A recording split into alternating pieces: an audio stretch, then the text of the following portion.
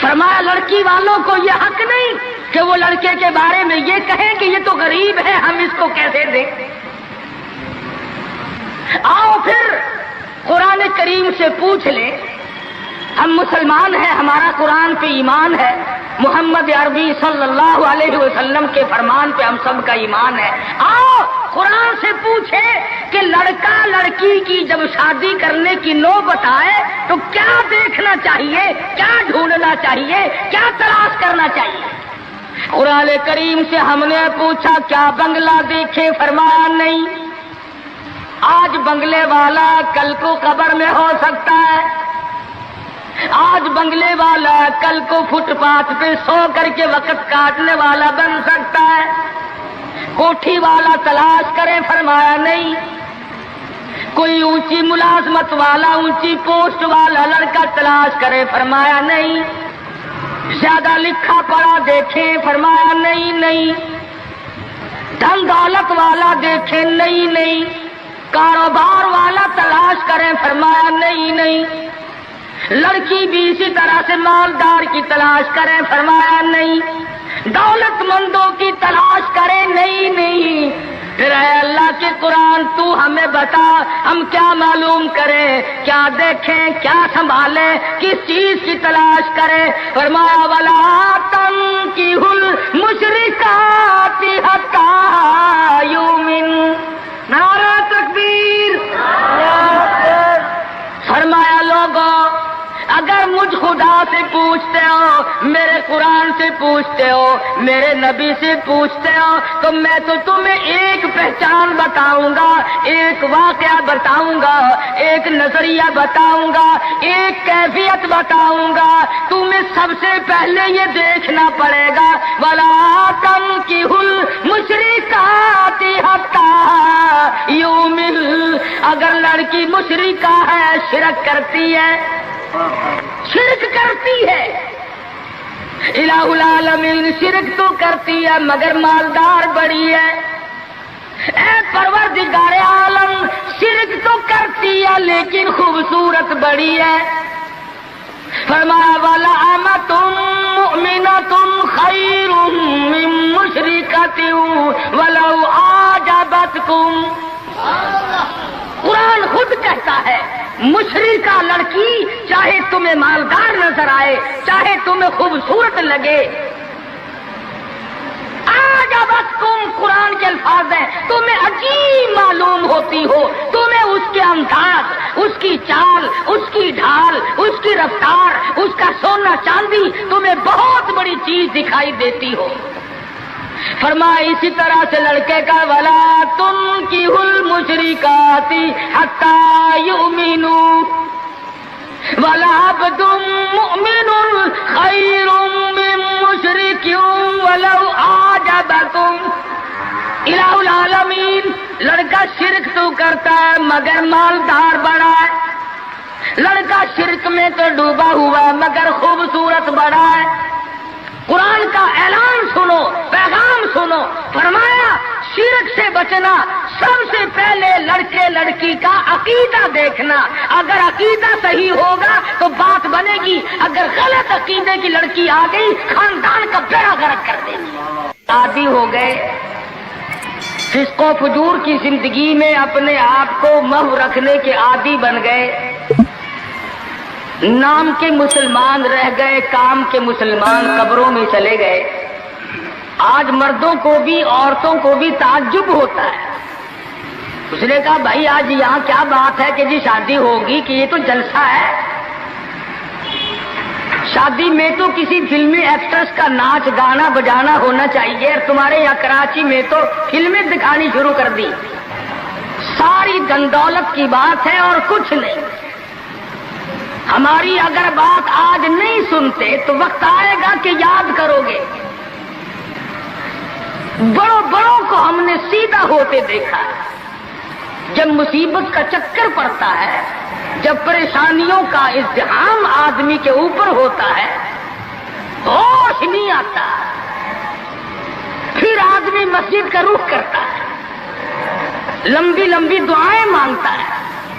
اسی کو قرآن کریم کہتا وَإِذَا أَنْعَمْنَا عَلَى الْإِنسَانِ ونأى بجانبی. جب آرام پہنچتا ہے، کاروبار صحیح چلتا ہے تو کروٹ نہیں بدلتے، اللہ کا نام لینے کی توفیق نہیں رہتی، خدا بندے کریم کو یاد کرنے کے لیے وقت نہیں ملتا. اتنا لمبا پہاڑ شادی کا بنا دیا، غریب آدمی کے بس کی بات نہ رہی. قرآن کریم کہتا ہے بادشاہت موجود ہو، دولت موجود ہو، سارا کاروبار صحیح چلتا ہو، وَإِذَا أَنْعَمْنَا عَلَى الْإِنسَانِ أَعْرَضَ وَنَأَى بِجَانِبِهِ. اور جب مصیبت آئے وَإِذَا مَسَّهُ الشَّرُّ فَذُو دُعَاءٍ عَرِيضٍ، بڑی لمبی لمبی دعائیں مانگتا ہے، سجدے میں پڑھ کے روتا ہے، اے پروردگار، او میرے رب، میرے حال پہ کرم فرما. جب مصیبت چل جاتی ہے پھر خرمستی کرتا ہے. امام الانبیاء محبوب کبریا حضرت محمد مصطفیٰ صلی اللہ تعالی علیہ وسلم کی شادی کا وقت آیا. آپ بالکل نادار ہیں، مفلس ہے، غریب ہے. ایک عورت نے آ کر آپ سے بات کی کہ آپ کی شادی کر دی جائے. قربان جاؤں، ارشاد فرمایا میری شادی ہوگی کیسے؟ گھر نہیں، در نہیں، زر نہیں، پر نہیں، میرے پاس تو ساز و سامان نہیں. وہ کہنے لگی ایسی عورت سے اگر نکاح ہو جائے جس کے پاس دولت بھی ہو، سب کچھ موجود ہو، ارشاد فرمایا میں کس طرح سے کروں؟ وہ مجھ سے بھی تو مطالبہ کرے گی. صاحب کہنے لگی سیدہ خدیجہ رضی اللہ تعالیٰ عنہ، جس کو مکے کے بڑے بڑے چودھریوں نے پیغام دیے تھے، نکاح کے لیے آئے تھے، بڑے بڑے لوگوں نے پیغام دیے، دولت مند آئے، چودھری آئے، مکے کے رئیس آئے، بڑے بڑے قریش آئے، لیکن خدیجہ کہنے لگی او لوگوں تمہیں کیا معلوم ہے، میں نے ملازم رکھ کے دیکھ لیا، میں نے کاروبار کرا کے دیکھ لیا، خدا کی قسم میں چوبارے پہ کھڑی تھی، جب حضور اکرم صلی اللہ علیہ وسلم چلنے لگے میرا سامان لے کر، میری آنکھوں نے دیکھا بادل نے چھاؤں کر لی تھی، بادلوں نے چھاؤں کی، میری آنکھوں کے سامنے سورج کی تپش زیادہ تھی، حضور کے سر پہ آ کر بادلوں نے چھاؤں کی. اور لوگوں میں تو ان کے بادلوں کے چھاؤں میں آنا چاہتی ہوں. میں غریب بے شک ہے، وہ یتیم ہے، لاوارث ہے، ان کا کوئی نہیں، میں اپنے آپ کو ان کے قدموں پہ نثار کرنا چاہتی ہوں. چنانچہ تیاری ہوئی. حضور نے فرمایا میں کیا تیاری کروں، میرے پاس تو کچھ نہیں. شہنشاہ کائنات ہو، عبداللہ کے بیٹے ہو، آمنہ کے در یتیم ہو، اور پلے کچھ نہیں. ابو طالب نے نکاح کا خطبہ پڑھا، سیرت کی کتابوں میں موجود ہے، مقدمہ ابن خلدون میں، دیگر کتابوں میں ابو طالب کے یہ الفاظ ہیں، او لوگوں آج اگرچہ میرے بھتیجے کے پاس دھن دولت نہیں، حکومت نہیں، تجارت نہیں، لیکن میرا یقین کہتا ہے ایک وقت آئے گا ساری دنیا کی دولت قربان کر دی جائیں گی. حضور اکرم صلی اللہ تعالی علیہ وسلم کا سب سے پہلا نکاح سیدہ خدیجہ رضی اللہ تعالی عنہا کے ساتھ ہوا، اور حضور نے یہ ثابت کر دیا آقا دو عالم صلی اللہ علیہ وسلم کی عمر مبارک 25 سال ہے اور سیدہ خدیجہ کی عمر 45 سال ہے. تو عرض کر رہا تھا عمر کا تناسب نہیں، نبی نے ہر اس رسم کو توڑا، ہر اس ذوم باطل کی تردید کر دی عملی طور پر، جس کو دنیا کے لوگ چلا کرتے تھے اور بازاروں میں تنتنایا کرتے تھے. یہ کوئی مناسبت ہے کہ حضور کی عمر شریف 25 برس ہے اور خدیجہ کی عمر 45 برس ہے؟ عمر والے مسئلے کو ختم کر دیا گیا. حضرت خدیجہ اور پھر کمال یہ کہ اللہ پاک نے اس مائی کے پیٹ سے اولاد دی جس کی عمر حضور سے دگنی تھی. آج تو اگر تھوڑی سی عمر زیادہ ہو جائے لڑکی کی پھر تو لوگ فتا لے کر کے آتے ہیں کہ میاں ناپ کے دیکھو پہلے کتنی بڑی ہے. کون زوم کرتا ہے, کون گمان کرتا ہے. پچھلے سال میرے پاس ایک آدمی آیا اور کہنے لگا قاری صاحب ایک دعا کر دے. میں نے کہا کی کہ پہلے تو لڑکی کا رشتہ مانگنے کے لیے کافی لوگ آتے تھے, ہمیں ہوش نہ آیا, اب عمر کچھ زیادہ ہو گئی, اب کوئی مانگتا ہی نہیں. میں نے کہا دریا چناب میں دھکا دے دو, اب لے گا کوئی نہیں. پتا چلا شرافت بڑی چیز ہے, طہارت بڑی چیز ہے. یہ عمر کا بھی مسئلہ جو ہے یہ دیکھنے آج کل اگرچہ دیکھنا پڑتا ہے لیکن اس کی مناسبت کوئی نہیں. اگر لڑکی کی عمر زیادہ ہو تو حضور کے عمل نے پہلے یوں تردید کر دی, اور پھر ایسا وقت بھی آیا کہ حضور اکرم صلی اللہ علیہ وسلم کی عمر مبارک تقریباً 42 برس ہے اور سیدہ عائشہ صدیقہ رضی اللہ تعالی عنہا کی عمر 6 برس ہے. حضور کے عمل نے اس بات کو بھی توڑ دیا کہ اگر لڑکے کی زیادہ عمر ہو جائے تو کوئی بات نہیں, سنت کے خلاف نہیں ہے, شریعت کے خلاف نہیں ہے. سیدہ عائشہ صدیقہ رضی اللہ تعالی عنہا کی عمر مبارک اس وقت 9 برس ہے جب رخصتی ہوئی, اور حضور صلی اللہ علیہ وسلم کی عمر شریف میں حیات اور زندگی میں سیدہ عائشہ صدیقہ نے 18 برس گزارے. تو میں عرض کر رہا تھا سیدہ خدیجہ رضی اللہ تعالی عنہا کا جب انتقال ہو گیا تو بچیوں کا تمام دیکھ بھال, نگرانی اور سارا اہتمام حضور کے گلے میں آ پڑا. آپ بڑے پریشان ہوئے, غرضے کہ آپ نے اپنے عمل سے یہ سارے کے سارے زندگی کی جتنی رسومات تھی ان سلم کے بارے میں قرآن کریم نے صراحت کے ساتھ فرما دیا, وَوَجَدَكَ عَائِلًا فَأَغْنَىٰ. اور میرے نبی ہم نے خدیجہ کے مال کے ساتھ آپ کو بے نیاز اور مستغنی بنایا. خدیجہ رضی اللہ تعالیٰ عنہ مکے کی تاجرہ تھی, مکے کی رئیسہ تھی, مکے کی بہت بڑی دولت مند تھی, لیکن گھر میں حضور کے آ کر پھر یہ ہاتھ نہیں رکھا یہ دولت میری ہے, یہ مال میرا ہے, حضور کے سپرد کر دیا. اور میرے آقا میری جان بھی, میرا دل بھی, میرا ایمان بھی, میرا مال بھی, سارے کا سارا آپ کے حوالے. سیرت کی کتابوں میں موجود ہے, حضور نے فرمایا خدیجہ عورت ذات ہے, میرے حوالے مال کرے گی, کل کو ختم ہو جائے گا, پچھتائے گی. عرض کرنے لگی میرے آقا آپ چاہے ایک دن میں ختم کر دیں میں اوف نہ کروں گی. چنانچہ دوسرے ہی دن حضور اکرم صلی اللہ علیہ وسلم نے محض چند دنوں میں جتنی خدیجہ کی دولت تھی ساری مکے کے غریبوں میں تقسیم فرما دی.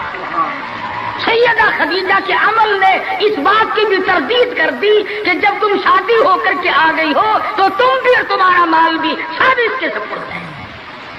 حضور صلی اللہ علیہ وسلم نے اپنی 11 شادیاں فرمائی اور 4 بیٹیوں کی شادیاں فرمائی. سیدہ رقیہ رضی اللہ تعالیٰ عنہ کی شادی عثمان ذی النورین رضی اللہ تعالیٰ عنہ کے ساتھ فرما دی. دونوں کے دونوں میاں بیوی ایک جگہ بیٹھے تھے, حضور تشریف لے آئے, فرمانے لگے رب اکبر کی قسم میں نے ساری زندگی میں اتنا حسین جوڑا نہیں دیکھا. اور حضرت رقیہ رضی اللہ تعالیٰ عنہ نے حضرت عثمان کے ساتھ لگ کر حبشے کی ہجرت فرمائی, پھر مدینہ منورہ کی ہجرت فرمائی. اس لیے قرآن کریم نے فرما دیا یا ایھا الناس, اے لوگوں, او انسانوں, او آدمیوں, او مردوں, اے عورتوں, اتقوا ربکم, ڈرو اپنے پروردگار سے. کس معاملے میں ڈریں, کن حالات میں ڈریں, کیا کرتے ہوئے ڈریں؟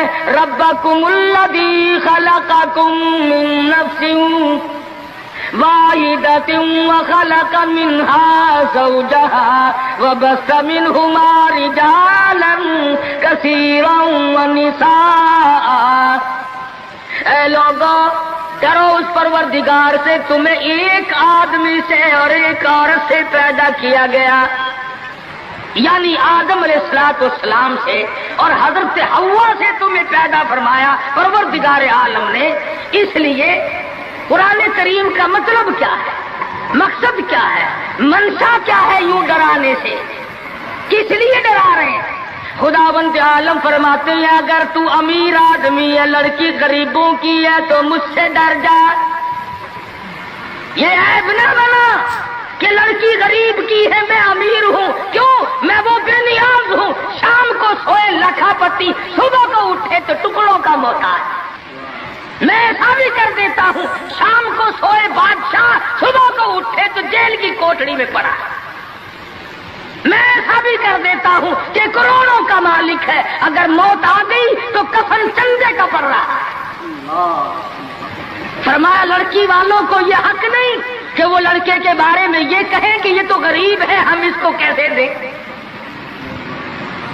آؤ پھر قرآن کریم سے پوچھ لیں، ہم مسلمان ہیں، ہمارا قرآن پہ ایمان ہے، محمد عربی صلی اللہ علیہ وسلم کے فرمان پہ ہم سب کا ایمان ہے۔ آؤ قرآن سے پوچھے کہ لڑکا لڑکی کی جب شادی کرنے کی نوبت آئے تو کیا دیکھنا چاہیے، کیا ڈھونڈنا چاہیے، کیا تلاش کرنا چاہیے۔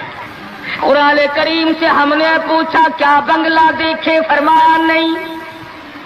آج بنگلے والا کل کو قبر میں ہو سکتا ہے، آج بنگلے والا کل کو فٹ پاتھ پہ سو کر کے وقت کاٹنے والا بن سکتا ہے۔ کوٹھی والا تلاش کرے، فرمایا نہیں۔ کوئی اونچی ملازمت والا، اونچی پوسٹ والا لڑکا تلاش کرے، فرمایا نہیں۔ زیادہ لکھا پڑھا دیکھیں، فرمایا نہیں۔ دھن دولت والا دیکھیں، نہیں۔ کاروبار والا تلاش کریں، فرمایا نہیں۔ لڑکی بھی اسی طرح سے مالدار کی تلاش کریں، فرمایا نہیں۔ دولت مندوں کی تلاش کریں، نہیں۔ پھر اے اللہ کے قرآن تو ہمیں بتا ہم کیا معلوم کریں، کیا دیکھیں، کیا سنبھالیں، کس چیز کی تلاش کریں۔ فرمایا وَلَا تَنكِحُوا الْمُشْرِكَاتِ حَتَّىٰ يُؤْمِنَّ۔ نعرہ تکبیر۔ فرمایا لوگوں اگر مجھ خدا سے پوچھتے ہو، میرے قرآن سے پوچھتے ہو، میرے نبی سے پوچھتے ہو تو میں تو تمہیں ایک پہچان بتاؤں گا، ایک واقعہ بتاؤں گا، ایک نظریہ بتاؤں گا، ایک کیفیت بتاؤں گا۔ تمہیں سب سے پہلے یہ دیکھنا پڑے گا وَلَا تَنكِحُوا الْمُشْرِكَاتِ حَتَّىٰ يُؤْمِنَّ۔ اگر لڑکی مشرکہ ہے، شرک کرتی ہے، الہ العالمین شرک تو کرتی ہے مگر مالدار بڑی ہے۔ اے پروردگار عالم شرک تو کرتی ہے لیکن خوبصورت بڑی ہے۔ فرمایا وَلَأَمَةٌ مُؤْمِنَةٌ خَيْرٌ مِّن مُّشْرِكَةٍ وَلَوْ أَعْجَبَتْكُمْ۔ قرآن خود کہتا ہے مشرکہ لڑکی چاہے تمہیں مالدار نظر آئے، چاہے تمہیں خوبصورت لگے، آجابتکم قرآن کے الفاظ ہیں، تمہیں عجیب معلوم ہوتی ہو، تمہیں اس کے انداز، اس کی چال، اس کی ڈھال، اس کی رفتار، اس کا سونا چاندی تمہیں بہت بڑی چیز دکھائی دیتی ہو۔ فرمایا اسی طرح سے لڑکے کا وَلَا تُنكِحُوا الْمُشْرِكَاتِ حَتَّىٰ يُؤْمِنُوا وَلَعَبْدٌ مُؤْمِنٌ خَيْرٌ مِّن مُّشْرِكٍ وَلَوْ أَعْجَبَكُمْ۔ الہ العالمین لڑکا شرک تو کرتا ہے مگر مالدار بڑا ہے، لڑکا شرک میں تو ڈوبا ہوا ہے مگر خوبصورت بڑا ہے۔ قرآن کا اعلان سنو، پیغام سنو، فرمایا شرک سے بچنا، سب سے پہلے لڑکے لڑکی کا عقیدہ دیکھنا، اگر عقیدہ صحیح ہوگا تو بات بنے گی، اگر غلط عقیدے کی لڑکی آ گئی خاندان کا بیڑا غرق کر دے گی۔ حافظ جمال صاحب بولی شاہ قلندر رحمت اللہ علیہ پانی پت میں مزار ہے، میں اب ہندوستان گیا تھا تو اب بھی حاضری دینے گیا تھا. ہم اولیاء کرام کو بڑا مانتے ہیں. میں بولی شاہ قلندر رحمت اللہ علیہ کے مزار پہ گیا اور رات وہیں ٹھہرا. مولانا علی پانی پتی کی قبر بھی وہی اور بولی شاہ قلندر کا مزار بھی وہی. تو لکھا ہے کہ جس وقت بولی شاہ قلندر رحمت اللہ علیہ پیدا ہوئے تو بڑے روئے, بہت روتے تھے. تو ایک بزرگ آئے جنہوں نے ان کے والد کو مبارکباد دی کہ بچے کی مبارک ہو. انہوں نے کہا حضرت مبارک تو آپ دے رہے ہیں مگر بچہ جس دن سے پیدا ہوا اتنا رو رہا ہے کہ ناک میں دم کر دیا. فرمایا میرے پاس تو لاؤ ذرا. لے آئے. اللہ والے نے ذرا سا اس کان کو منہ لگایا اور ذرا سا اس کان کو منہ لگایا, بچہ خاموش ہو گیا. واپس جانے لگے. شاہ فخر الدین رحمہ اللہ اولیاء کرام میں سے ہیں, بزرگان دین میں سے ہیں. شاہ بہاء الحق زکریا ملتانی رحمت اللہ علیہ کے داماد ہیں. جو لڑکی یہاں رہتے رہتے فوت ہو گئی تھی تو شاہ فخر الدین نے کہا حضرت بتاؤ. فرمایا تمہیں معلوم نہیں بولی شاہ قلندر کی والدہ اماں قرآن کریم کی حافظ ہے اور قرآن سے اتنا عشق ہے, اتنا لگاؤ ہے, اتنا سوز و گداز ہے, اتنی محبت ہے کہ ایک ختم قرآن کا روزانہ پڑھتی تھی. بچے کو پیٹ میں لے کر ایک ختم قرآن روزانہ کا پڑھتی تھی. تو بچے کی روح کا اور قرآن مجید کا اتنا گہرا تعلق ہو گیا. اب چونکہ اماں زچگی میں آ گئی, چھلنے میں پڑ گئی, اس لیے قرآن نہیں پڑھتی. ارے آدھی کی عادت ٹوٹی, ناشی کا نشہ ٹوٹا, روئے نہ تو کیا کرے. میں نے اس بچے کے کان میں ایک آیت اس میں پڑھی, ایک آیت اس طرف پڑھی. بچے کی روح کی غذا مل گئی, خاموش ہو گیا. بات یہ کر رہا تھا کہ یہ سارے کے سارے معاملات قرآن کریم کا اعلان ہے. عقیدہ دیکھو, نظریات معلوم کرو. اگر غلط عقیدہ گھر میں آ گیا تو بات بگڑے گی, وہ اپنے ساتھ ساتھ اوروں کو بھی لے بیٹھے گی. اور علماء کرام نے لکھا, تجربے سے بھی یہ ثابت ہوا کہ عورت کی جو گود ہے, عورت کی جو گود ہے یہ پرائمری اسکول بھی ہے, یہ مڈل اسکول بھی ہے, یہ میٹرک اسکول بھی ہے, یہ کالج بھی ہے, یہ وہ یونیورسٹی ہے جس سے نبی بے نیاز نہیں, ولی بے نیاز نہیں, کتب اور ابدال بے نیاز نہیں. اس کالج میں ہر بچہ پڑھتا ہے, ماں کی گود میں لازمی پلتا ہے. اور لوگوں اس کالج کو سنبھالو, اس پرائمری اسکول کے استاد کو سنبھالو, اس کالج کے پروفیسر کو سنبھالو, اور وہ ہے بچے کی اماں. ہمارے یہاں بالخصوص عورتوں کی تعلیم کا, دینی تعلیم کا کوئی انتظام نہیں کرتے. بچپن میں چھوٹی چھوٹی بچیاں مسجد میں وقت بے وقت گئیں اور قرآن کریم پہ انگلی پھیر لی, مٹھائی تقسیم ہو گئی کہ آج پروین کا قرآن ختم ہو گیا. نہ اسے عقیدے کا پتہ, نہ اسے نظریے کا پتہ, نہ اسے یہ معلوم کہ میں مسلمان ہوں اور مجھ پہ کن چیزوں کا فرض منصبی جو ہے وہ لاگو ہوتا ہے. لعلہم یتذکرون, میرا کام ہے تمہیں قرآن کی آیتیں کھول کھول کے سمجھا دینا. اب عقل پکڑو یا مت مار لو, وہ تمہاری مرضی. تو فرمایا اتقوا ربکم الذی خلقکم من نفس واحدہ.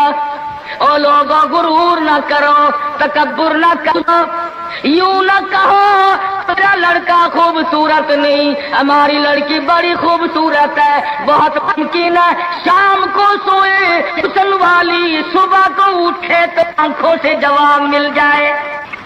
اس لیے کالے گورے کی بات کو لانا یہ بھی خدا کی خود پہ اعتراض ہے, اور مالدار غیر مالدار کی بات کرنا یہ بھی خدا بند عالم کے اعتراض, ذات پہ اعتراض ہوگا.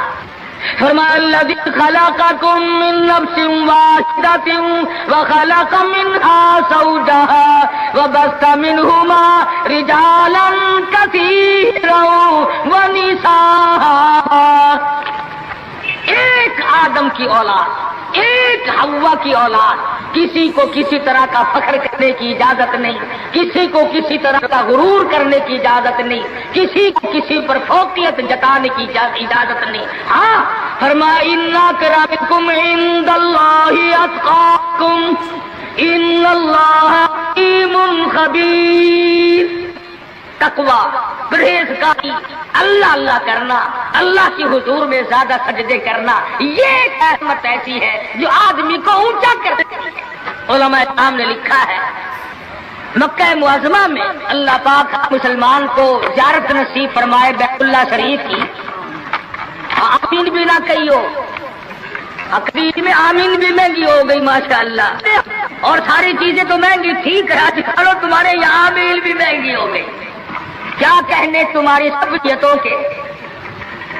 مکہ مکرمہ میں ایک شخص ایک باندی کا ہاتھ پکڑے ہوئے ہے اور وہ کہنے لگا میں اس کو 20 اشرفیوں میں بیچتا ہوں۔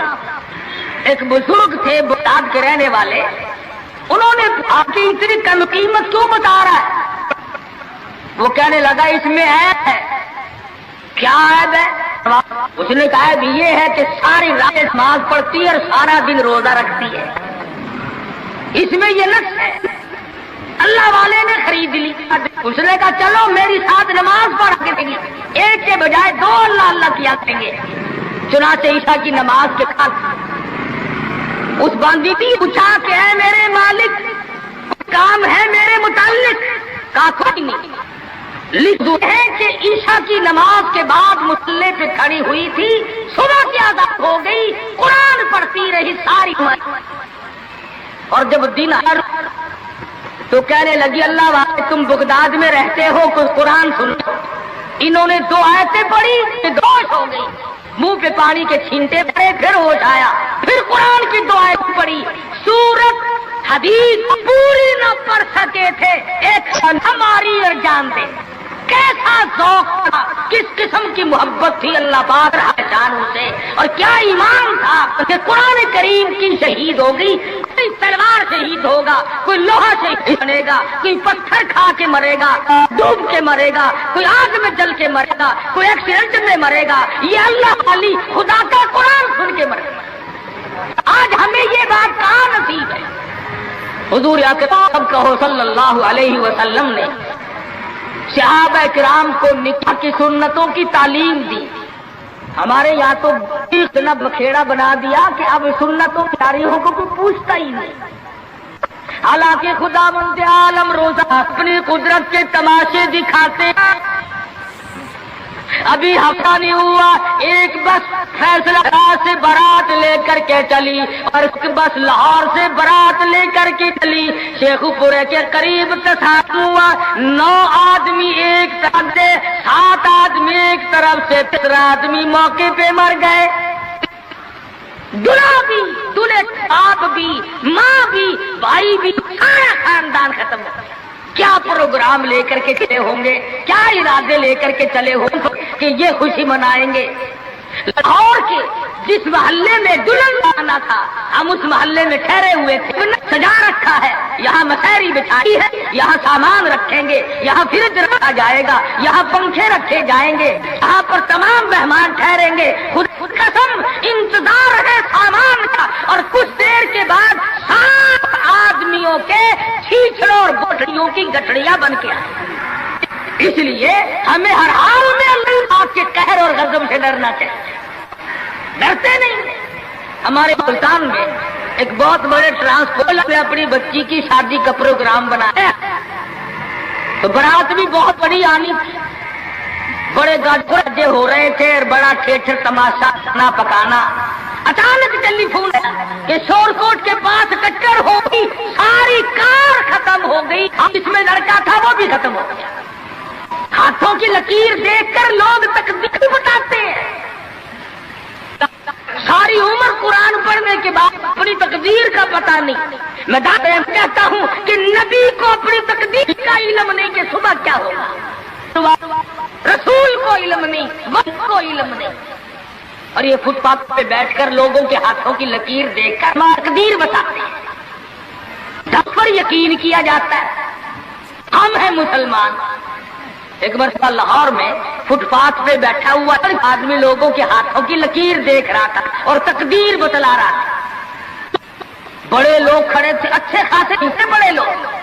کسی کو کہتا تھا تجھے بڑی اونچی ملازمت ملے، بہت اونچی پوسٹ پہ تو جائے گا. بس بابو جی اکڑے جاتے تھے، کیا کرنا بس کیوں جی گورنر سے کم تو نہیں ہوں گا نا. لوگ پیسے بھی دے رہے تھے اور تقدیر لکھ رہے تھے.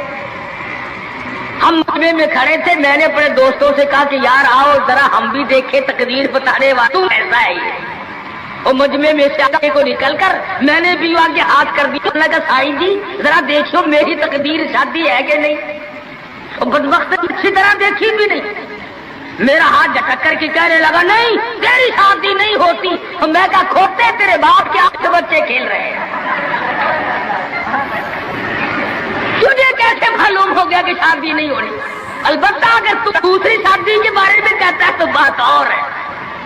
اس کا کھیل ختم ہو گیا.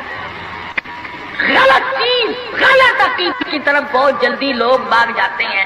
صحیح بات کی طرف محمد عربی صلی اللہ علیہ وسلم نے لوگوں 23 برس قرآن سنایا، فرمان بتایا، صحابہ کرام کا لشکر تیار کیا، ان کی زندگیوں میں انقلاب برپا کر دیا. ارے ٹوب کے جو مسلمان کہلاتے ہوئے آج نہ نبی کی صورت ہے، نہ نبی کی سیرت ہے، نہ نبی کی سنت ہے، نہ نبی کا طریقہ ہے. ارے آج تک کسی عورت نے ہم سے یہ نہیں پوچھا کہ ہمیں فاطمۃ الزہرا کا لباس تو بتاؤ. آج تک کسی مائی نے ہم سے یہ نہیں پوچھا خدیجہ کا لباس بتاؤ.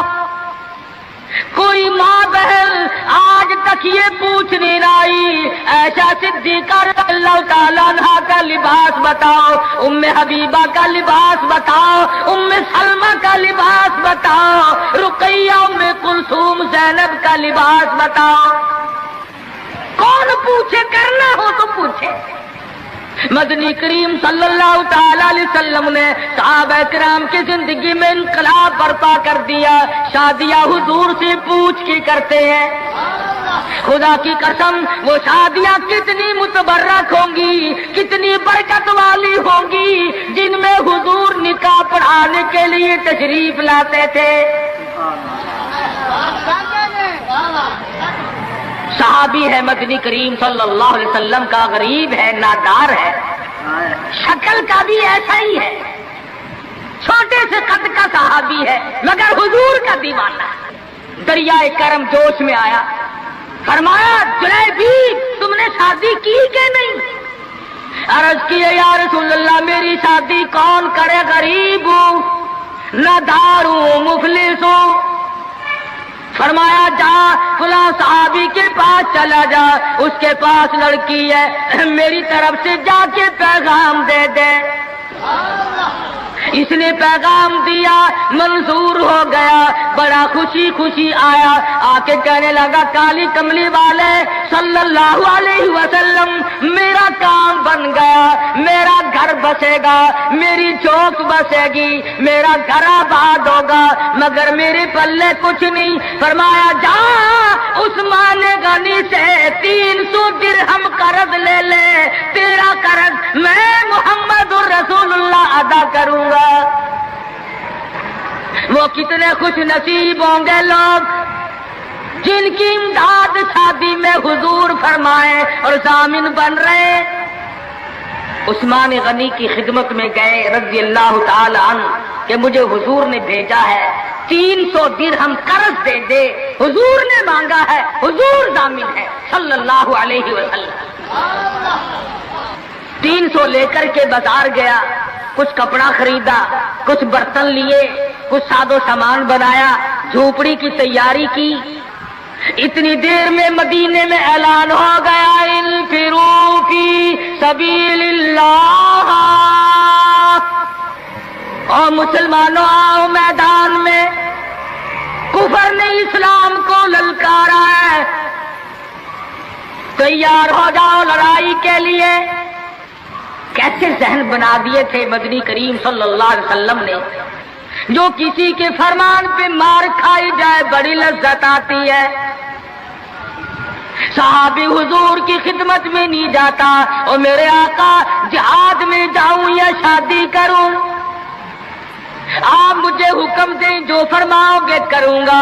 حضور کی خدمت میں نہیں جاتا، شادی کا پروگرام خود بخود ملتوی کر دیتا ہے۔ اسلام کی عظمت بڑی شے ہے، شادی کے مقابلے میں کوئی شے نہیں۔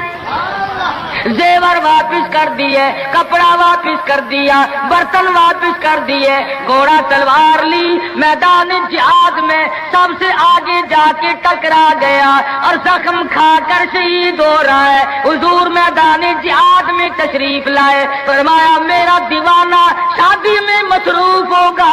کسی نے جواب دیا نہیں فجرحت جرحن شدیدا، یا رسول اللہ ہمارے ماں باپ آپ پہ قربان ہو جائیں، وہ پیچھے نہیں، وہ تو 80 کے قریب زخم کھائے ہوئے نڈھال پڑا ہے۔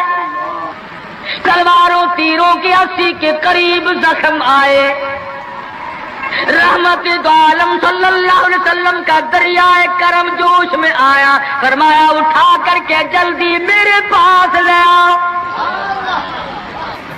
صحابہ اٹھا کے لائے، رحمت والی گود میں سر رکھ دیا۔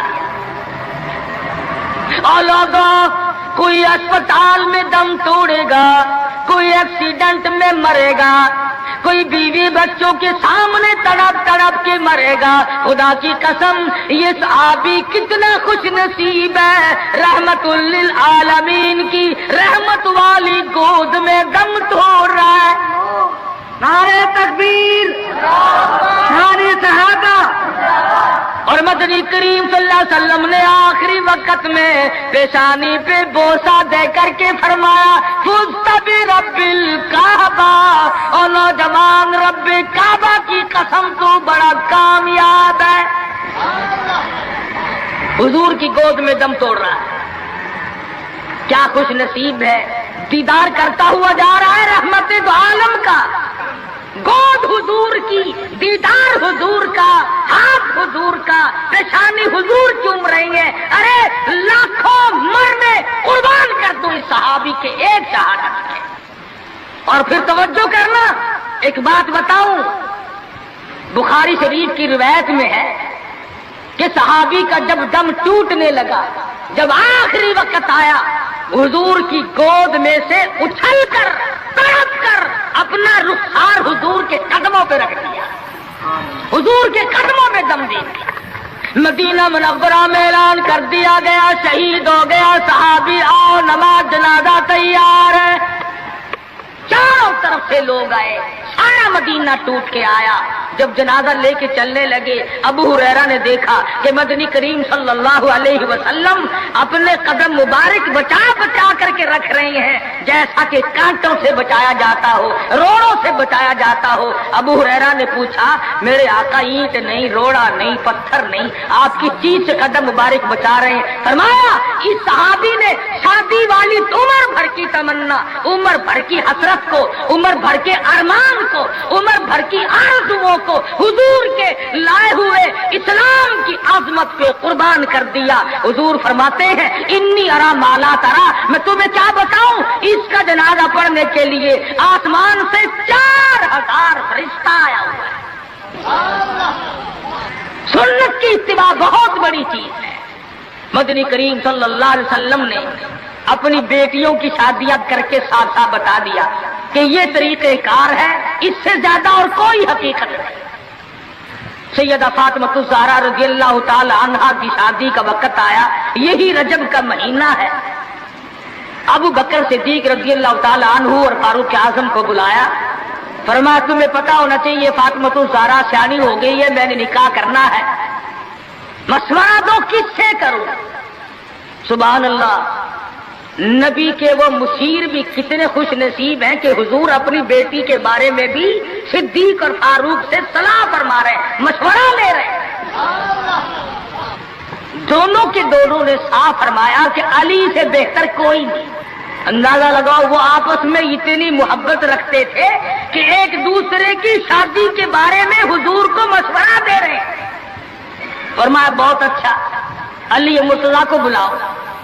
بلا کے فرمایا کہ یہ میرا بھی ارادہ ہو گیا اور ان دونوں حضرات نے مشورہ دیا کہ خاتون جنت کا نکاح تیری ساتھ کیا جائے، کچھ ہے پلے حق مہر دینے کے لیے؟ کہا یا رسول اللہ میں تو سپاہی آدمی ہوں، میرے پلے کیا ہے؟ یہ تلوار ہے اور یہ میری زرہ ہے جسے پہن کر میں جنگ کرتا ہوں، اور میرے پلے دھن دولت کچھ نہیں۔ تو فرمایا کہ یہ زرہ جو ہے اسی کو بیچ کر پیسے بنا لا۔ حضرت علی اٹھے، بیچنے کے لیے بازار جا رہے ہیں، راستے میں عثمان غنی ملے، فرمایا علی کہاں چلے؟ کہا میری یہاں شادی ہے، نکاح ہے، یہ زرہ بیچنے چلا ہوں، میں اپنی حق مہر دوں گا۔ فرمایا آجا سودا کریں گے۔ عثمان نے، علی مرتضیٰ نے سودا کیا، 400 درہم میں سودا ہو گیا۔ جب اٹھ کے چلنے لگے حضرت عثمان نے زرہ بھی پیسے بھی حضرت علی کو واپس کر دیے اور فرمایا کہ خاتون جنت کی شادی ہو، خرچ عثمان کا ہو، میں بڑا راضی۔ حضرت عثمان غنی رضی اللہ تعالیٰ عنہ سے پیسے لے کر حضرت علی حضور کی جب خدمت میں گئے تو فرمایا زرہ بھی لے آئے، پیسے بھی لے آئے؟ کہ ہاں۔ عثمان نے سب کچھ دے دیا۔ حضور صلی اللہ علیہ وسلم کے بے ساختہ ہاتھ اٹھ گئے، فرمایا عثمان تجھ پر خدا رحم کرے، تو نے ساری عمر میرا ہاتھ بٹایا۔ تو حضرت عثمان غنی سے حضور بڑے راضی تھے۔ ایک چکی خریدی گئی، ایک مشکیزہ خریدا گیا، اور حضور صلی اللہ علیہ وسلم نے سادگی کے ساتھ نکاح فرمایا اور رخصت کر دیا، اور خود حضور سر پہ ہاتھ پھیر کر رخصت فرمانے کے لیے تشریف لے گئے اور برکت کی دعا کر کے واپس آ گئے۔ بتانا یہ چاہتا تھا کہ شادیوں کو لمبی چوڑے پکھنڈ اور یہ جو بنانا ہے وہ ہم نے بنائے، یہ سارے کا سارا رسموں کا کنواں ہم نے کھودا ہے۔ مہینوں پہلے انتظامات، مہینے پہلے بعد کو انتظامات، پھر لینا دینا۔ آج کل ویسے بھی چیزیں نہیں ملتی، مار سر میں درد ہو جاتا ہے کہ چینی کیسے پیدا کرے، گھی کیسے پیدا کرے، کہاں سے لائے اور کیا کیا جائے۔ میں یہ کہتا ہوں کہ لوگوں سادگی پہ آ جاؤ، نبی کی سنت پہ آ جاؤ، نبی کی غلامی میں آ جاؤ، اللہ اور اس کے رسول کے فرمان پہ آ جاؤ، سارے مسئلے چٹکیوں میں حل ہو جائیں۔ آج امتی کو بیٹھے بیٹھے درود شریف پڑھنے کی توفیق نہیں، درود پاک کی تسبیح نہیں کرتا، اللہ کا نام نہیں لیتا، حضور صلی اللہ علیہ وسلم سے محبت نہیں کرتا، دل میں چاہت نہیں کرتا، حسرتیں نہیں رکھتا۔ آدم علیہ السلام کا آخری وقت ہے، حضرت شیش علیہ السلام کو بلایا اپنے بیٹے کو اور بلا کے فرمایا بیٹا جب بھی کوئی ضرورت پڑے، کوئی حاجت ہو، کوئی مشکل ہو، اللہ سے مانگنا، ہر معاملے میں اللہ کو پکارنا۔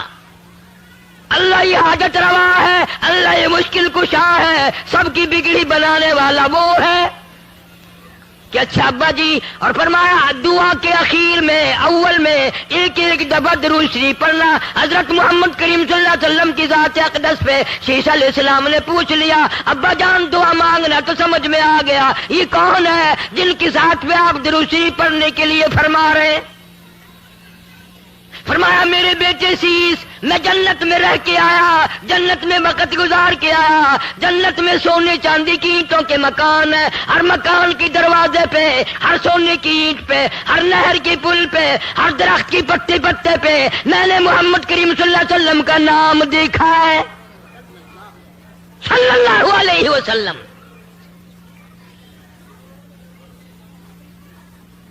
پھر نبی کریم صلی اللہ علیہ وسلم نے حضرت علی شیر خدا رضی اللہ تعالیٰ عنہ کو بلایا اور بلا کے فرمایا حق مہر دینے کے لیے کیا چیز ہے؟ نے کہا جی میرے پلے کچھ نہیں۔ فرمایا یہ زرہ جو ہے زنجیروں کی کڑیاں جوڑ جوڑ کر ایک کرتا بنایا جاتا تھا، وہ پہن کر پہلے زمانے میں جنگ کرتے تھے، تلوار اثر نہ کرے، تیر اثر نہ کرے۔ فرمایا اے علی یہ زرہ تو تیرے پاس ہے؟ انہوں نے کہا ہاں جی یہ تو ہے، کہ یہی بیچا۔ بازار میں گیا، آگے ایسا کاروباری ملا، ایسا وپاری ملا، ایسا آڑتی ملا، ایسا دکاندار ملا، جناب سیدنا عثمان رضی اللہ تعالیٰ عنہ۔ پوچھا ہے علی بازار میں کیسے خوش خوش پھر رہے ہو؟ کہ آج میری شادی ہے خاتون جنت سے اور یہ زرہ بیچنے آیا ہوں، آؤ سودا کریں گے۔ حضرت عثمان نے سودا کر لیا، 480 درہم میں سودا ہو گیا. جب حضرت علی اٹھ کے جانے لگے پیسے بھی دے دیے اور زیرہ بھی واپس دے دی.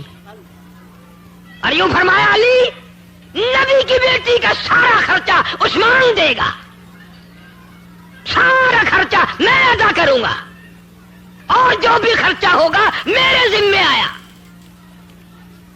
آج تو کسی کی شادی پہ 2 روپے پھینک آئے قیامت تک یاد رکھتا ہے, 5 روپے اگر دے آئے نوندرا یاد رکھتا ہے. تمہیں آج تک پتا نہیں شادی کا سارا خرچہ حضرت عثمان نے دیا. یوں ہی تو نہیں غنی کا لقب دیا مدنی کریم صلی اللہ علیہ وسلم نے. اور پھر حضرت علی نے جو لا کر پیسے رکھے ہیں ڈھیر لا دیا. تو آپ صلی اللہ علیہ وسلم نے پوچھا یہ زیرہ بھی لے آیا اور اتنے سارے پیسے بھی لے آیا؟ حضرت علی نے عرض کیا جی ایسا تاجر ملا, ایسا دکاندار ملا, ایسا آڑتی ملا, ایسا کاروباری ملا, اعلان کر دیا خاتون جنت کی شادی ہو خرچہ میرا ہوگا.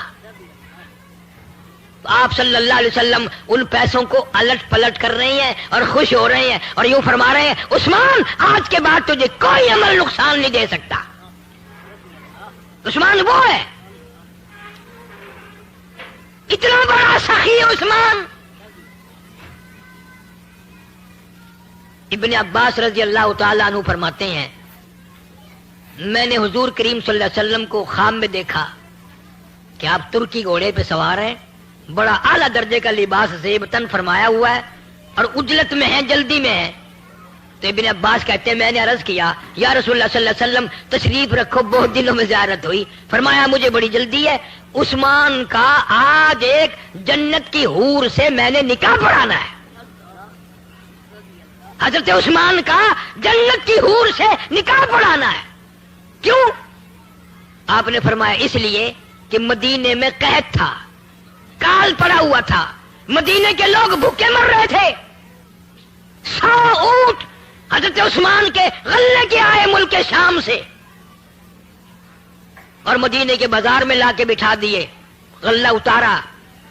مدینے کے دکاندار آئے. اللہ ہر مسلمان کو مدینے پاک کی زیارت نصیب فرمائے اور مدینے کی موت عطا فرمائے, مدینے میں قبر کی جگہ نصیب فرمائے. 100 اونٹ غلے کے لدے ہوئے مدینے میں آئے, غلہ اتارا.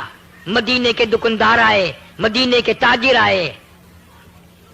کہا عثمان ہم خریدار بن کے آئے ہیں. کہ اچھا بتاؤ کیا دو گے؟ کہ بھائی 10 کے مال کے 11 دیں گے. لگا نہیں مجھے زیادہ ملتا ہے. وہ کہنے لگے 10 کے مال کے 12 دیں گے. لگا نہیں مجھے بہت ملتا ہے. کہ بھائی 10 کے مال کے 13 دیں گے. فرمایا مجھے زیادہ ملتا ہے. تو وہ دکاندار اکڑ کے کہنے لگے یار مدینے کے سارے دکاندار تو ہم کھڑے ہیں, وہ زیادہ دینے والا کون ہے؟ سامنے کیوں نہیں آتا؟ وہ کون سا دکاندار ہے, کہاں کے رہنے والا؟ فرمایا من جاء بالحسنتی فلہ عشر امثالھا. خدا کہتا ہے جو میرے نام پہ صدقہ کرتا ہے میں اس کو 10 دنیا میں اور 70 آخرت میں دیتا ہوں. تم گواہ ہو جاؤ میں نے ان 100 اونٹوں کے سارے غلے کو بمائے اونٹوں کے اہل مدینہ پہ صدقہ کر دیا. سارے اہل مدینہ پہ صدقہ کر دیا میں نے. یہ اس دن حضرت ابن عباس نے خواب میں حضور کریم صلی اللہ علیہ وسلم دیکھا کہ عثمان نے آج ایسا صدقہ کیا, عثمان نے آج ایسی خیرات کی ہے, آج عثمان نے اتنا بڑا دان کیا ہے کہ حضور صلی اللہ علیہ وسلم اس کا نکاح پڑھانے جنت میں تشریف لے جا رہے ہیں. کون مقابلہ کرے گا صحابہ کرام کا؟ سخاوت میں نہیں مقابلہ کر سکتا, بہادری میں نہیں, دلیری میں نہیں, ایثار و ہمدردی میں نہیں, قربانی میں کون مقابلہ کرے؟ اور یہ جوان تو عجیب قسم کا جوان ہے.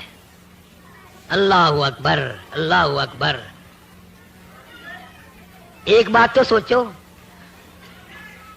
کیا وقت ہوگا جب حضرت عثمان رضی اللہ تعالیٰ عنہ بارات لے کر نبی کے دروازے پہ تشریف لائے ہوں گے.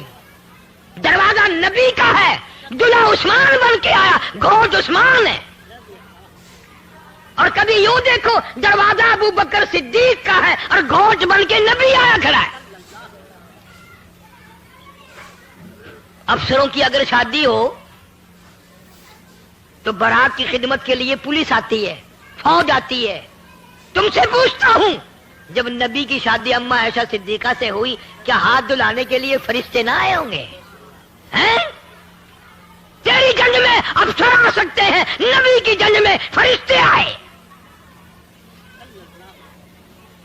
کون جان سکتا ہے کہ اس دن کیا مقام ہوگا اور آسمانوں پہ کتنی خوشی منائی گئی ہوگی جس دن مدنی کریم صلی اللہ علیہ وسلم ابو بکر کے دروازے پہ دلہا گوٹ بن کے آیا، عائشہ صدیقہ کو پرنانے آیا.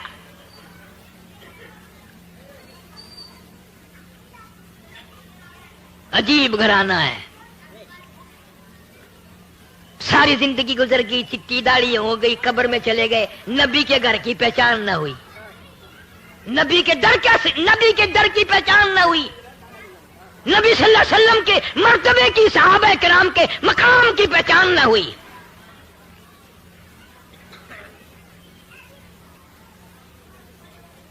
خاتون جنت سیدہ فاطمہ الزہرا رضی اللہ تعالی عنہا، پیاری بیٹی،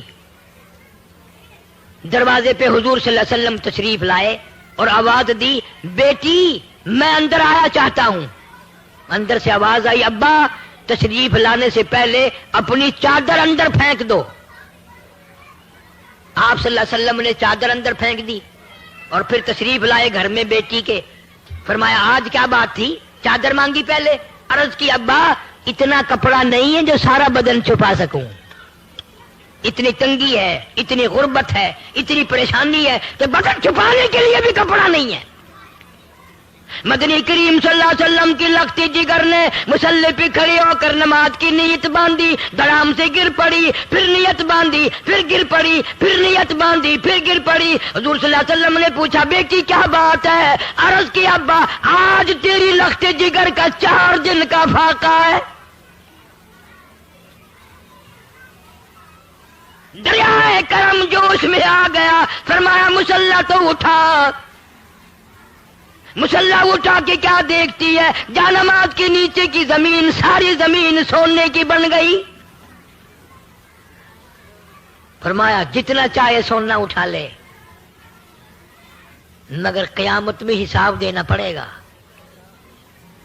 تم ہوتے یا میں ہوتا گڈڑی بند لیندے او ڈٹھا ویسے قیامت دا حساب و کتاب. ہوں تو سونا مار گھنو کم آسی، اساں بھوک مردے پئے ہیں تو آنکو قیامت دے حساب دی پئی ہے. خاتون جنت فاطمہ الزہرا رضی اللہ تعالی عنہا نے قسم پروردگار کی سونے کے اوپر تھوک دیا، مسلح ڈال دیا. ابا جان فاقے منظور ہے، تنگی منظور ہے، قیامت کا حساب و کتاب منظور نہیں. آخری وقت ہے فاطمہ الزہرا رضی اللہ تعالیٰ عنہ کا. حضرت علی کو بلایا اور بلا کے فرمایا علی شیر خدا میری ایک وصیت ہے، میری ایک نصیحت ہے. میرا اگر انتقال دن میں ہو جائے، میری موت اگر دن میں آ جائے، جنازہ پھر بھی رات کو اٹھانا. کیوں؟ فرمایا زندگی میں غیر محرم کی نظر مجھ پہ نہیں پڑی، میرا دل چاہتا ہے میرے جنازے پہ بھی غیر کی نظر نہ پڑنے پائے. نبی کی بیٹی کا طریقہ دیکھ، جنت کے سردار کا طریقہ دیکھ، حسنین کریمین کی اماں کا طریقہ دیکھ، حضرت علی رضی اللہ تعالیٰ عنہ کی گھر والی کا طریقہ دیکھو.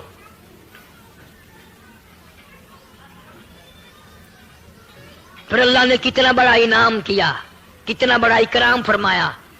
شاہ عبد العزیز محدث دہلوی رحمت اللہ علیہ لکھتے ہیں قیامت کا میدان ہوگا، پرسرات لگی ہوگی،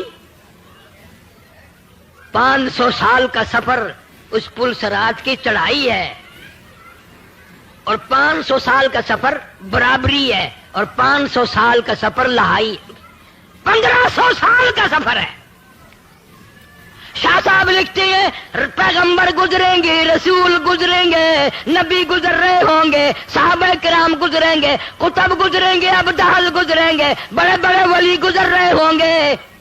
قیامت کے میدان میں ایک فرشتہ اعلان کرے گا یا معاشر الانبیاء والاولیاء یغضوا من ابصارکم. او آدم صفی اللہ، اے نوح نجی اللہ، اے ابراہیم خلیل اللہ، اے اسماعیل ذبیح اللہ، اے موسیٰ کلیم اللہ، اے ایوب علیہ السلام، اے یوسف علیہ السلام، تمام رسول بھی نبی بھی، پیغمبر بھی، قطب بھی، ابدال بھی، اپنی نگاہوں کو نیچی کر لو، فاطمۃ الزہرا پلسرات سے گزرنے والی ہے. آنکھیں بند کر لو، نبی کی بیٹی پردہ دار پلسرات سے گزرنے والی ہے.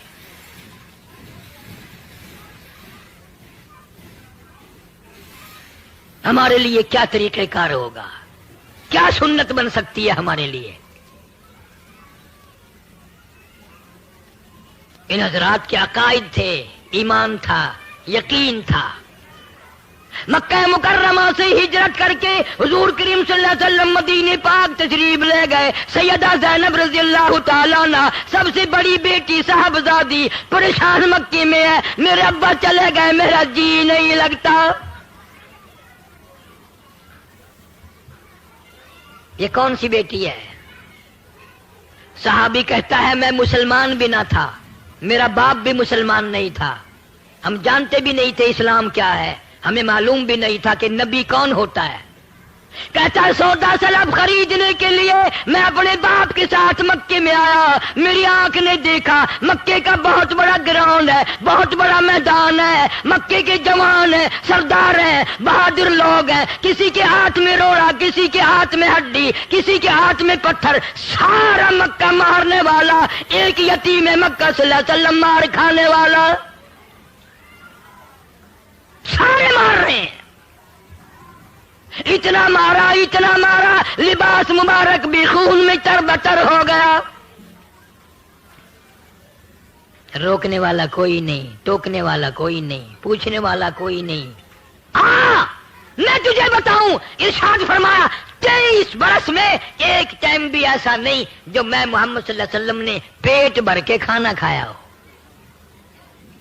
خدا کی قسم 2 پتھر بھوک کی وجہ سے پیٹ پہ باندھ کر اللہ کے نبی نے قرآن کی تلاوت فرمائی ہے. آج تم ہزاروں نعمتیں کھا کر، ہزاروں نعمتیں پی کر، ہزاروں نعمتیں گلے کے نیچے اتار کے اللہ کے قرآن کی زیارت کو بھی تیار نہیں. قرآن کا دیدار بھی تمہیں نہیں چاہیے، زیارت بھی تمہیں نہیں چاہیے.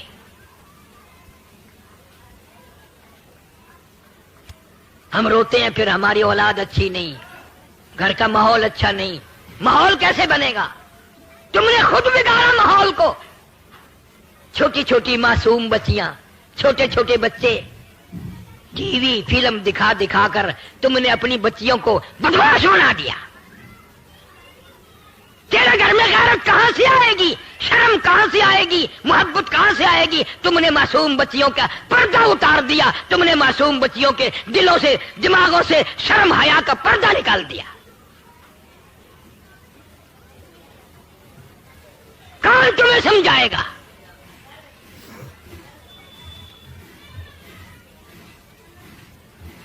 ایک عورت نے پہاڑی پہ کھڑی ہو کر آواز لگا دی، اے زینب تم کہاں چلی گئی؟ تیرے ابا کو لوگوں نے مار ڈالا. سیدہ زینب دوڑی ہیں، پانی کا پیالہ لے کے آئی ہیں، میرے ابا کو پیاس لگی ہوگی، پانی پلاؤں گی. دوڑی دوڑی آئی، زمین پہ پانی کا برتن رکھ کے ابا کو لپٹ گئی.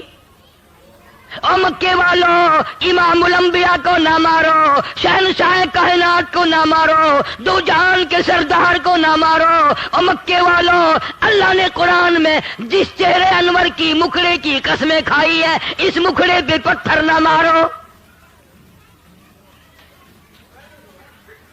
مکے والے شرما کے چلے گئے. حضور کریم سارے زور سے کہہ دو صلی اللہ.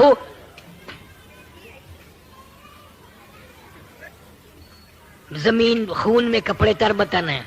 حضرت زینب ابا کو لپٹ گئی، اس کے کپڑے بھی خون میں تر ہو گئے، نبی کے خون میں. آپ صلی اللہ علیہ وسلم زمین پہ بیٹھے، سیدہ زینب کا لایا ہوا پانی اٹھایا، منہ میں پانی لے کر کلی جو فرمائی. سیدہ زینب کہتی ہے میرے ابا کے منہ سے بھی لہو آیا. آج قرآن کے لیے کون مار کھائے؟ آج اللہ کی توحید کے لیے مار کون کھائے؟ ختم نبوت کے لیے مار کون کھائے؟ صدیق کی صداقت اور فاروق کی عدالت، عثمان کی سخاوت اور حضرت علی کی شجاعت کے لیے کون مار کھائے؟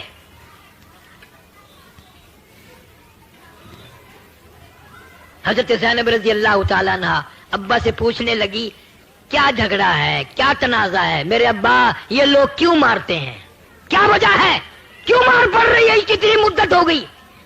آپ نے فرمایا بیٹی زینب تیرا ابا ان کو جنت میں داخل کرانا چاہتا ہے، دوزخ سے نکال کر جنت الفردوس کا وارث بناتا ہے، تیرا ابا ان کو اللہ کا قرآن سناتا ہے، اس لیے مارتے ہیں۔ سیدہ زینب رونے لگی رضی اللہ تعالیٰ عنہ اور ہاتھ پکڑ کے کہنے لگی، پلہ پکڑ لیا، گھر تشریف لے چلو، امی جان سنیں گی، رقیہ بہن سنیں گی، ام کلثوم بہن سنیں گی، چھوٹی بہن فاطمہ سنیں گی، میں سنوں گی، یہ نہیں سنتے تو انہیں نہ سناؤ۔ فرمایا لگتے جگر میری بڑی مجبوری ہے، مجھے اللہ کا قرآن آیا وَأَنذِرْ عَشِيرَتَكَ الْأَقْرَبِينَ وَأَنذِرْ عَشِيرَتَكَ الْأَقْرَبِينَ، میرے اللہ نے حکم دیا میرے محبوب کریم صلی اللہ علیہ وسلم پتھر کھاتا جا، مار کھاتا جا، میرا قرآن سناتا جا۔ میری جان ختم ہو سکتی ہے، میں اپنی جان مکا سکتا ہوں، اللہ کا قرآن نہیں میں چھوڑ سکتا۔ آج ہم سب چیزیں چھوڑتے ہیں، اصل تو نماز نہیں پڑھتے، مرد عورت حج بھی کر لیتے ہیں، نماز نہیں پڑھتے۔ دیکھو کتنی گناہ کی بات ہے، بیت اللہ کی زیارت کی، حضور صلی اللہ علیہ وسلم کے روضہ اقدس کی زیارت کر کے بھی شرم آتا نہیں، نماز نہیں پڑھتے۔ اور اگر کوئی پڑھتا بھی ہے تو نمازی نہیں مرتا، بے نماز ہو کے مرتا ہے۔ 2 دن پہلے، 10 دن پہلے، 4 دن پہلے نماز کا بیڑا غرق کر دیتا ہے، میں تو بیمار ہوں، اسپتال میں ہوں، اسپتال میں نماز کیسی؟ اور یہ خیال نہیں آتا بہت ممکن ہے کہ میرا آخری وقت ہو، نماز تو پڑھتا پڑھتا جاؤں۔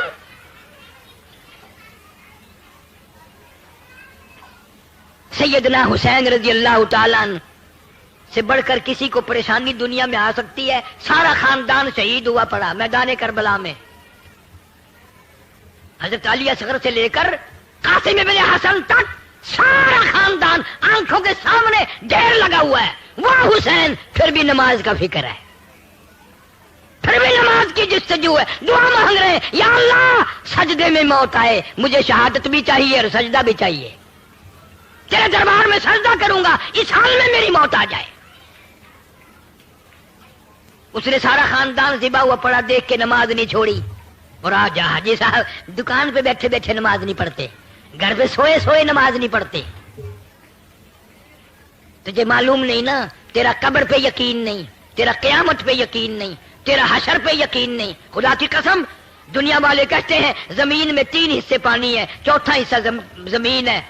قیامت کی جب گھنٹی بجے گی خطرناک، صرف گھنٹی بجنے سے تمام سمندر میں، دریاؤں میں، ندی نالوں میں قطرہ باقی نہیں رہے گا، صرف خطرناک الارم سن کے قیامت کا۔ اتنا بڑا سمندر، اتنے دریا، اتنے ندی نالے، اتنے چشمے، اتنے کنویں سارے خشک ہو جائیں گے۔ دریا شرما گئے کہ قیامت آ گئی، ہم کب شرمائیں گے کہ ابھی قیامت آنے والی ہے، کچھ تیاری کرو۔ تو نکاح ایک سنت ہے، نبی کریم صلی اللہ علیہ وسلم کا طریقہ ہے اول سے لے کے آخر تک، اور اس خاندان نے تو دکھ اٹھائے ہیں اس قرآن کے لیے، تو قرآن کھولنے کے لیے بھی تیار نہیں، زیارت کے لیے بھی تیار نہیں۔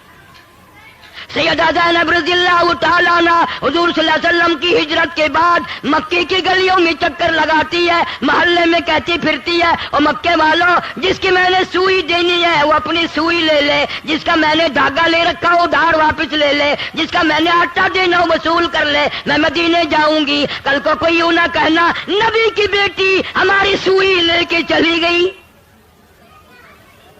رات کو چوریوں نکلی ہے، چھپ کے نکلی ہے، 3 میل پہ جا کر مکے کے کافروں نے پکڑ لیا، مارا ہے اور گھسیٹا ہے، اونٹ سے نیچے گرا دیا حضرت زینب کو۔ حمل سے تھی، ساکت ہو گیا، خون جو بہنے لگا مدینے جانے تک بند نہیں ہوا، بیمار ہو گئی، سوکھ سوکھ کر کانٹا بن گئی۔ جب مدینے دوسری مرتبہ نکل کے پہنچی ہیں، حضور صلی اللہ علیہ وسلم کی نظر پڑی، فرمایا بیٹی زینب تیرا کیا حال بن گیا؟ روتی ابا مجھے مکے والوں نے مارا ہے۔ فرمایا مبارک ہو اللہ کے قرآن کے لیے، اللہ کے دین کے لیے میں نبی صلی اللہ علیہ وسلم کی دھی کو بیمار کھانی پڑی، مسلسل بیمار رہی، اطلاع ملی تمہاری بیٹی زینب انتقال کر گئی۔ یوں فرمایا میری بچی بڑی مجاہدہ تھی، غسل دو اچھی طرح، کفن میں لے کے آؤں گا۔ اچھی طرح سے غسل دیا گیا، بتایا گیا، غسل دیا جا چکا۔ آپ ایک پرانی سی چادر لے کے تشریف لائے اور قریب کھڑے ہو کے فرمایا او میری بیٹی زینب، میرے پاس یہ چادر ہے، میں تجھے کفن کے لیے دیتا ہوں، اس وقت تیرے ابا کے پاس اور کپڑا کوئی نہیں۔ نبی صلی اللہ علیہ وسلم نے اپنی دھی کو اپنی چادر میں کفن دیا، ایک چادر ملی کفن کی بھی۔ تو ہمیں طریقہ سوچنا چاہیے کہ اس طریقے پہ شادی کریں، نکاح کریں۔ تو یہ تھا ناظرین کرام آج کا بیان، بہت ہی خوبصورت اور بہت ہی اچھا بیان تھا۔